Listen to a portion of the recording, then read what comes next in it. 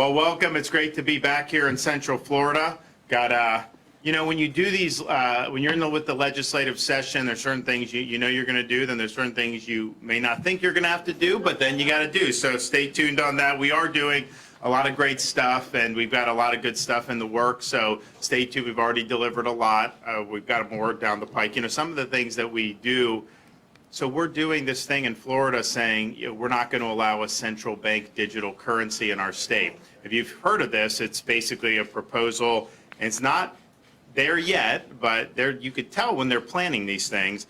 And so, I said we don't want that here. Basically, they want the Federal Reserve to have this. They want to eliminate other types of cryptocurrency, and eventually, I think, move to a cashless society, and then they would obviously have oversight over your transactions, have the ability to impose things like social credit scores, and that's not like an insight unique to me. I mean, people have said this is potentially something that could be abused, and so we talked about, hey, we want to do this in Florida. Well, I'll tell you what. I mean, these corporate media outlets, they're so upset about this, and they're all doing the same thing.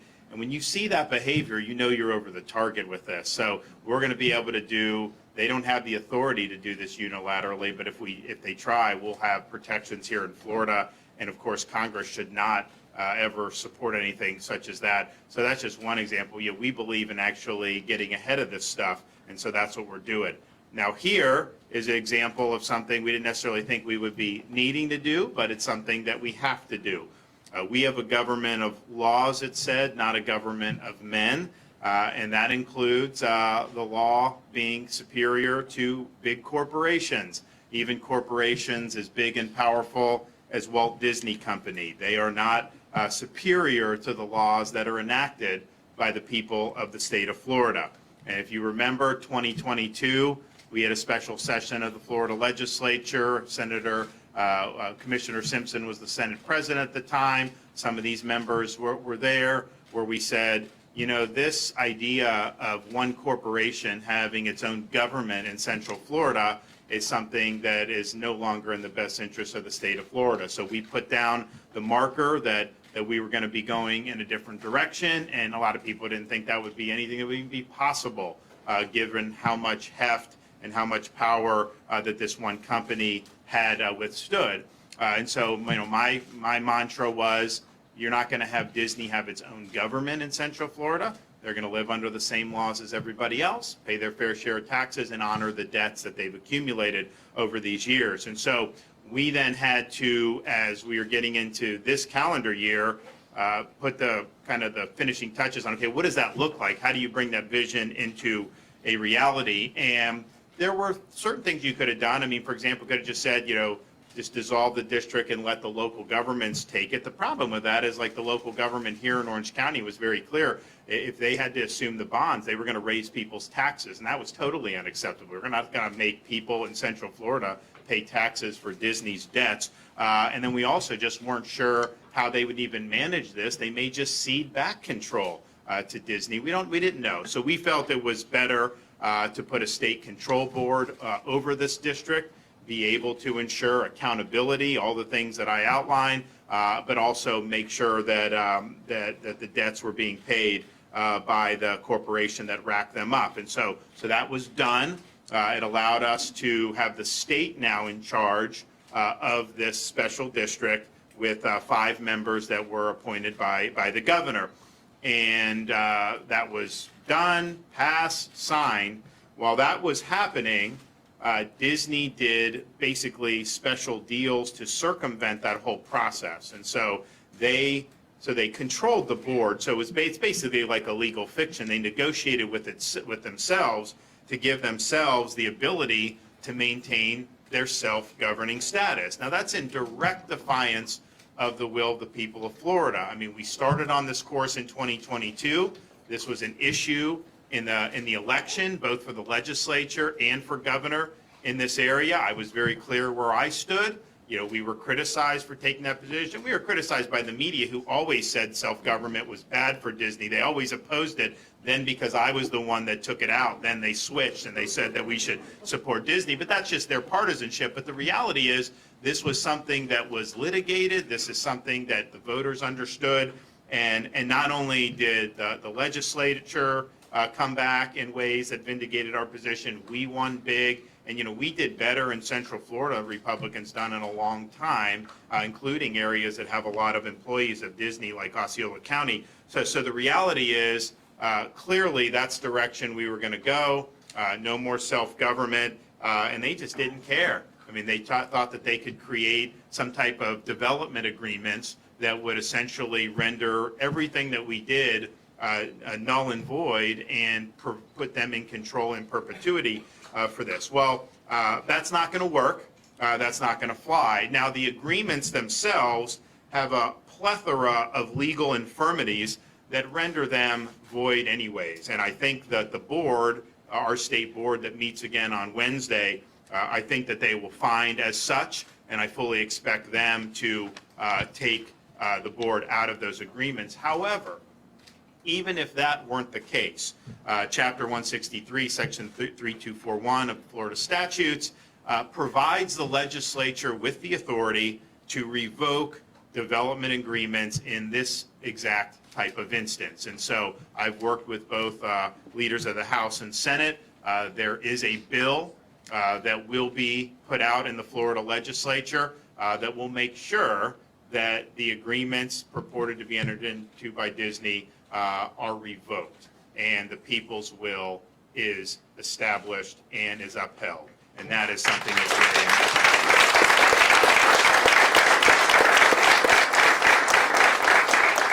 And at the end of the day, we made the decision as a state, as a people, through the medium of our elections, that we would not have one corporation serving as its own government. That's not good government. And it's not something that we want to entertain in Florida any longer. And whatever rationale there was 60 years ago to do that, clearly now we're in a much different era as a state. We've got a lot of competitors that are treated differently, a lot of businesses and individuals treated differently, so we don't want to do that. So we want to make sure that Disney lives under the same laws as everybody else. And some of that has already been underway. Once the state board took over, we began mobilizing state agencies to ensure that Disney's following the same rules, building inspection, safety, all these other things that they were exempt from when everybody else has to follow. Now, if these are not good laws, then everyone should be exempt. You shouldn't just say one corporation should be exempt. So that's already been done. We're also working with the legislature. We expect the legislature to provide a legislative amendment, a provision. This monorail is exempt. They exempted the monorail from any safety standards or inspections, so they're going to go and make sure that the monorail is subject to oversight, just like everything else would be in the state of Florida. And Commissioner Simpson will talk a little bit more about what the Department of Agriculture and Consumer Services do, but they have oversight over amusement park safety, generally speaking, except Disney's been carved out of that over the years. Well, now they're back in the game, so they're going to make sure that that's done. So it's just very important that we have uniform applicability of the laws, and to be able to circumvent this stuff, provides one company with a competitive advantage. We don't think that that's right. We also, so the board is going to meet on Wednesday, and we anticipate that they will be tackling a lot of other issues to ensure that our vision is upheld with respect to this district.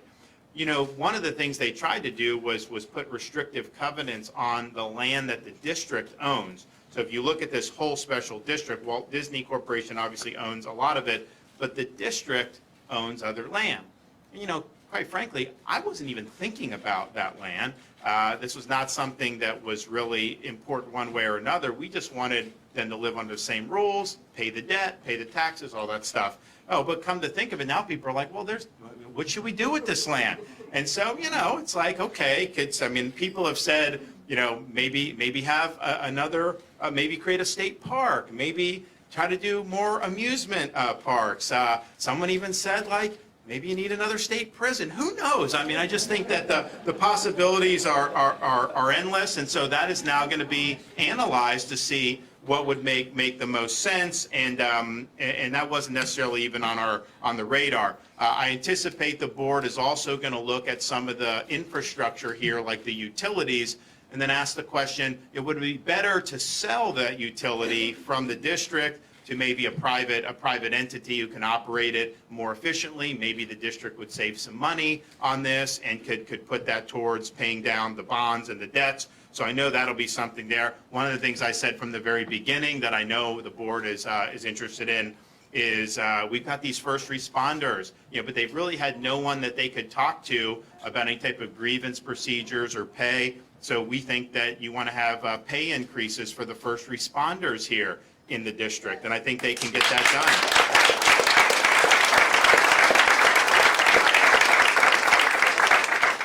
done. Also, one of the things that was so frustrating for people over the last few years was, Disney clung to forcing these young kids to wear masks forever. And so I think that the district would be within its right to say that, anyone who's a patron of any business in this district has a right to do it mask-free. You should not be required to do masks or any type of these medical authoritarian policies.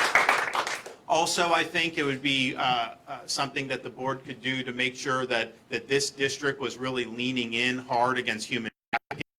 There have been bills in the legislature, and I've signed legislation as governor.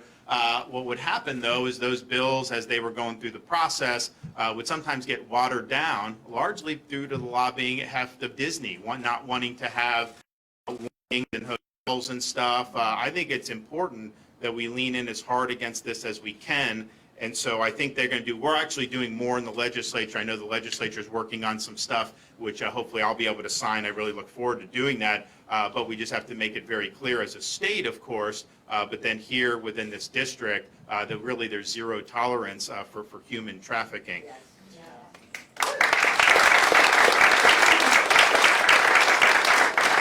Another thing I think the board very well may look at is the how much is this property worth? I mean, basically, you had a situation where the company could appraise its own property. I mean, imagine if you could appraise your own property. Would you appraise it too high or too low? Of course, you're going to do it too lower. So, in terms of the taxes, so they're going to be able to get that done, and I think get a more honest assessment about that. They also have the ability, when you're looking at paying these debts off, there's about close to $1 billion, I think, in unsecured debt, and we'd like to get that debt paid off as quickly as possible. Of course, it's not going to be paid by taxpayers outside of this district, so you got to figure out how you're going to do that. They can definitely look at the millage rate in terms of the millage that's being applied to property taxes, and taking whatever revenue you're getting and just accelerating that debt payment. Because once that debt's extinguished, it makes it a lot easier to be able to deal with everything.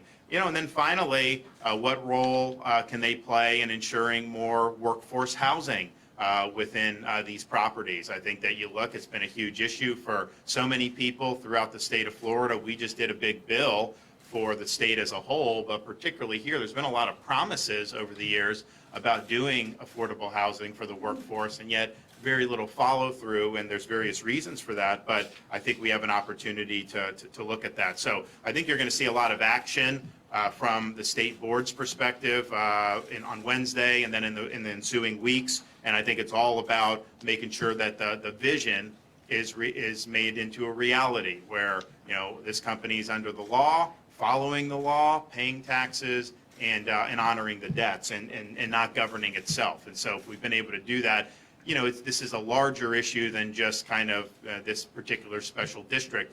The larger issue is ultimately who governs in a republic.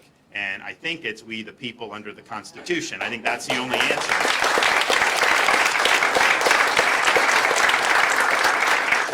And when you have entities that kind of step out of that and put themselves above it, I don't think it's healthy, period. And so this is very, very important. And if you look, we have in Florida, I mean, I know there's a lot of national economic problems. I mean, we still have inflation.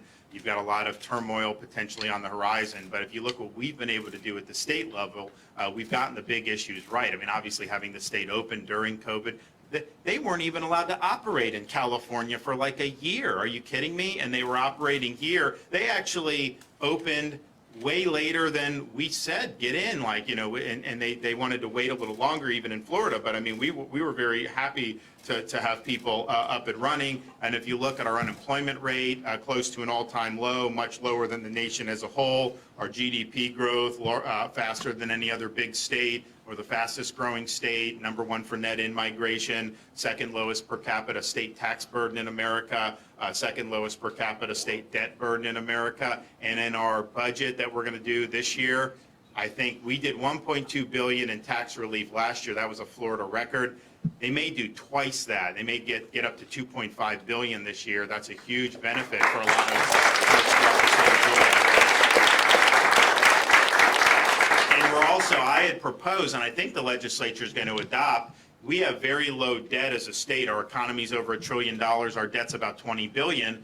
But because we have a big surplus, hey, can we make more mileage on that? So we actually are going to launch, probably it'll be in the budget, a accelerated debt repayment program. So we'll be able to pay down the debt even faster as we go forward. And sometimes it's smart to do debt if interest rates are low. You have things you need to do anyways. Sometimes it's better to do that. But it's also great if we could be the lowest per capita debt in the country. What would that say about it? Like, you don't need an income tax. You don't need to tax people. You just need to have a good environment, be a free state, and allow people to do their thing. And that's pretty much what we've done. But that's all that economic success is people operating on a level playing field, not picking winners and losers. And this is an example where winners have been picked in the past, and we think that there should be a level playing field again going forward. So I want to thank the legislature for their quick attention to this matter.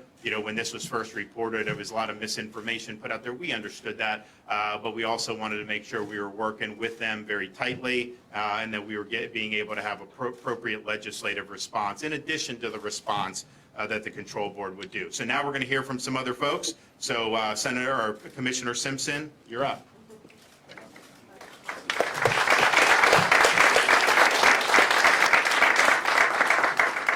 Thank you, Governor. I stand here today as the Commissioner of Agriculture, which also oversees the Division of Consumer Services in Florida.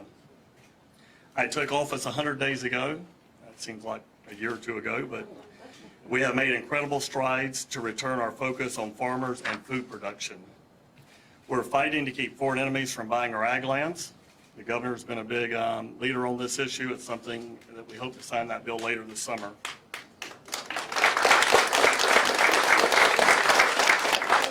We are building on our wildlife corridors through the Rural and Family Lands program to keep land in the hands of farmers rather than developers.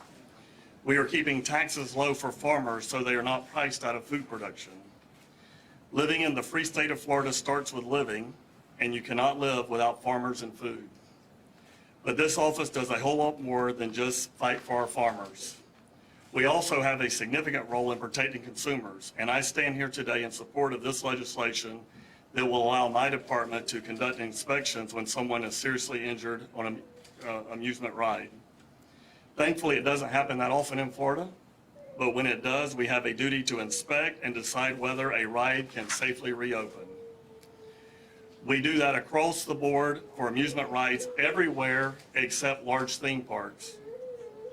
Where a person is injured should not determine how the state responds. Everyone should have to play by the same rules.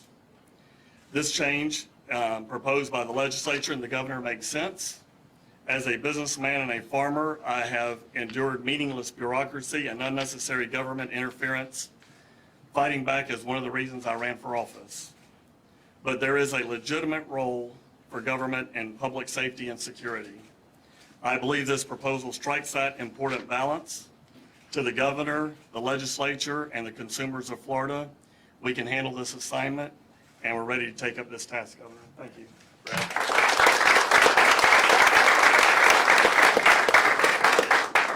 Thank you, Governor. Thank you, Commissioner. It's an honor to be here with you guys today this afternoon. I'm going to be brief.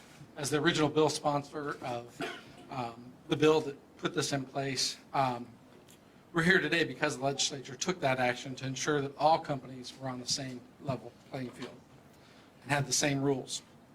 No company should be able to build a stadium, a nuclear power plant, or most troubling, have eminent domain and be able to take someone's property without any kind of state oversight. And that's what that bill did. You know, we talk about the legislative process and what we went through. There was a lot of time, a lot of staff time put in this process, a lot of reading done, a lot of people looking into how we make this work. You know, our number one priority as any elected official is always public safety, and we do that. What we also wanted to ensure, as the governor said all along, that none of the citizens of Osceola or Orange County would ever be responsible for that debt, and we did that. Unlike some of the media that's probably here today that tried to report and say we did not do that and it was going to happen and $2,000 on your tax bill a year, let me look you straight in the camera and say you were wrong. Yeah. It's not happening.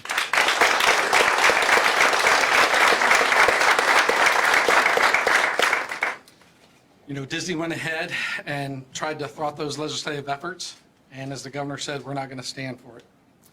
As he said, we're a country and a state guided by the rule of law.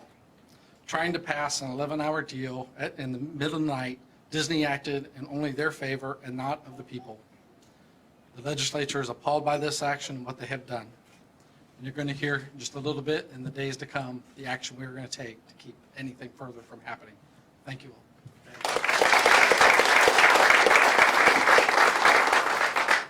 Thank you, Governor, for your leadership. It's an honor to be here in the district that I represent, District 45. You know, let it be known across this great nation that here in the free state of Florida, it is we the people, not woke corporations.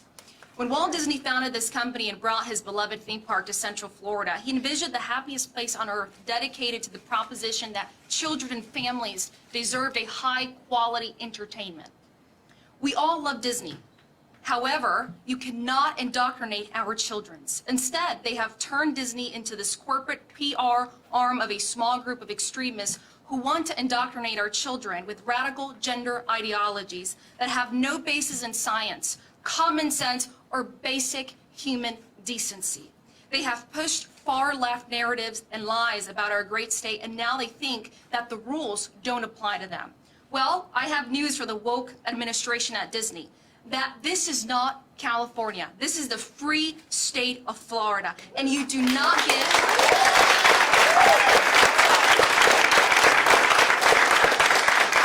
And in Florida, you do not get to indoctrinate our kids or write your own rules.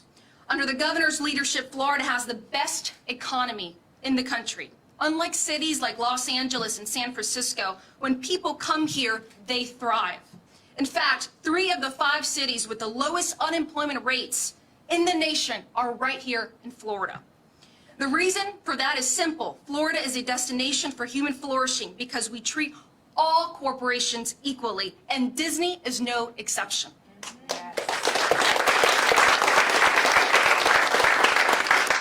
It is time for Disney executives to have a sober conversation and retake the company from the radical ideologies that have hijacked it. You are in the business of entertaining children and families. You are not in the business of social re-engineering or promoting radical political ideologies. And if you think you are, we have good news for you. As our great governor has said, Florida is a place where woke goes to die. Thank you.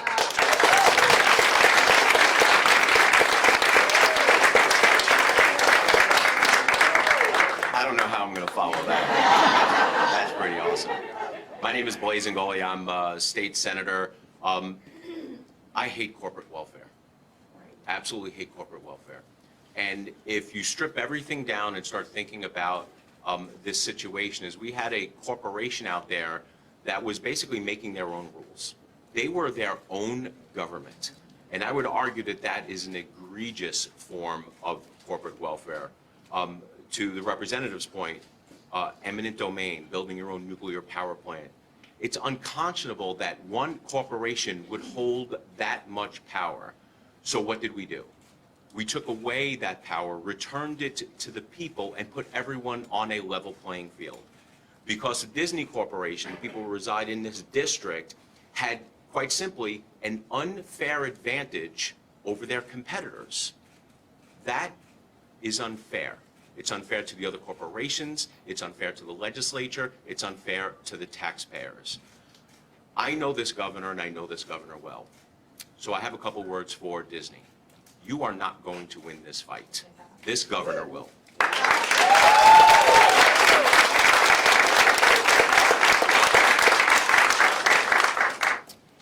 one word of advice to Disney Corporation going forward.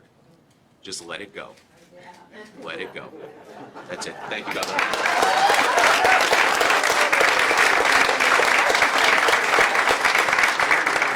We anticipate legislative action on this, probably what, maybe next week or so? What do you think? Yeah, probably next week. So it's good, and I think the board will also just say that there's legal problems and we'll get out of the agreement. But when you have a statutory scheme that contemplates something like this and the legislature is speaking, that really is I think a strong 1-2 punch, and it just shows that we're going to continue to go with the rule of law, and we're not going to allow self-governing for any one big corporation. And look, like I said, we weren't planning on having to come back to do any legislation. We thought implement the vision. You're basically on a level playing field. Yes, a lot of goodies are removed, but it is what it is. And so, here we are, and we're just going to have to, keep fighting back, and we will continue to do it because there's a larger principle at stake than just about, this company and everything. It's ultimately, we are a government of laws, not a government of individual men or even a government of woke corporations based in California. All right, any questions? Yes, sir. Governor, can you clarify, and perhaps you and the commissioner can clarify, are you looking at taking away the MOU exemption that we've been getting since 2001 on all the major theme parks, Disney, Universal? I think it's going to be, this is a legislative question, but I think what the legislature is going to do is apply that to special districts. Governor, Governor, can you tell me, are you surprised that former President Trump lined up 9 Senate Republicans? Look, this is a big announcement. Honestly, you're asking me about political process. Why don't we focus on this issue at hand? Yes, sir. Back to Ag and Consumer Services, it sounded like you were saying it would be injuries. You'd be allowed to come in and do the inspections, which currently are prohibited under that MOU. Under the proposed legislation, would Disney still be conducting its own inspections of rides along with Universal, SeaWorld, and Legoland? No, I don't think so. I think what it's going to be, and you talk to the legislature because this is, I don't even know that the draft is final on this particular thing, but I think what it is that these inspections will be required for amusement parks within special districts. And as you know, those parks are not necessarily within special districts. So I think it's going to be focused on that, is my understanding. Yes, sir. Can you give us the specifics of the legal problems with the agreements, and is the board going to be voting on Wednesday to rescind those agreements? The second part of your question is yes. There's a variety of them, and you can talk to some of the lawyers, but one of the infirmities is there's certain procedures you have to go through when you do something like that, and that involves providing notice to anybody who's affected property owner in the area, and not everything was complied with, therefore that renders it defective. There's also other issues about self-dealing. When you have, this is not an arm's length transaction, and there's an Inspector General investigation going on, and if there's any type of criminal fraud, that will be pursued. So we had that launched last week. And so that's been going on, and they'll probably get some answers as to how did this happen. But I think what you'll find is that this is basically a sham agreement, that this was just a corporation doing an agreement for itself without any counterparty effectively. And I think that that's pretty clear. Also, like if you look what they tried to do, they tried to do the development agreement, and that's obviously revocable. They also tried to add restrictive covenants to the district's land, using the land that's owned by the district. There was no consideration given for that, and you can't have a contract without adequate consideration. So, and I think there's probably others. I think they'll probably have a legal briefing on that at their meeting on Wednesday, so stay tuned. But I highly anticipate that they will find, the board will find that it is not a valid agreement. We'll get out of it. And that probably is enough right then and there, but you could have potential litigation over those legal questions. I think when the beauty of the legislature getting involved is that they're going to come in and they are now going to be in a situation where they can just pursuant to Florida statute in a situation that was envisioned by this to basically say, you know what, no, this development agreement's revoked, and that's what's going to be the law in the state of Florida. So I think that that's a good thing. Yes, sir. Governor, are you worried that that potential legislative action would violate any contracts clauses that are out there? And then how does this benefit Florida taxpayers? No, it doesn't violate any contracts clause because this was like when you enter into a contract, you're entering into a contract against the background of all the existing law. So this provision was on the books. Anytime you do a development agreement, you know you're subject to this and that there could be revocation under certain circumstances. And this is exactly the type of circumstance that the law contemplates. So it is not abridging a contract when you have something like this. And how does it help Florida taxpayers? Well, this whole arrangement protects Florida taxpayers because if we would have sent it to the local government, they were going to use the assumption of the bonds as a reason to raise taxes on people.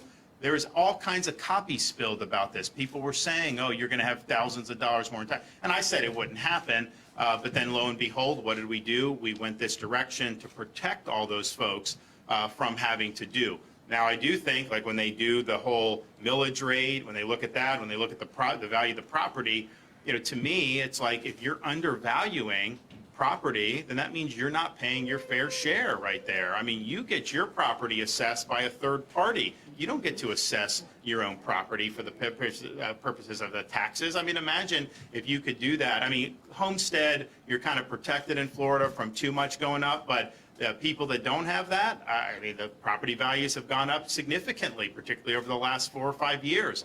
And that's just the nature of it. And they would never be able to just do their own properties like that. So I think it's protecting taxpayers in Central Florida. I think we're going to have a pathway to get these bonds extinguished. And, you know, we'll see, like if they end up selling off the utility, I mean, they're going to have to look to see what goes into that. But that could end up making the district money, depending on what everything is about. So, okay.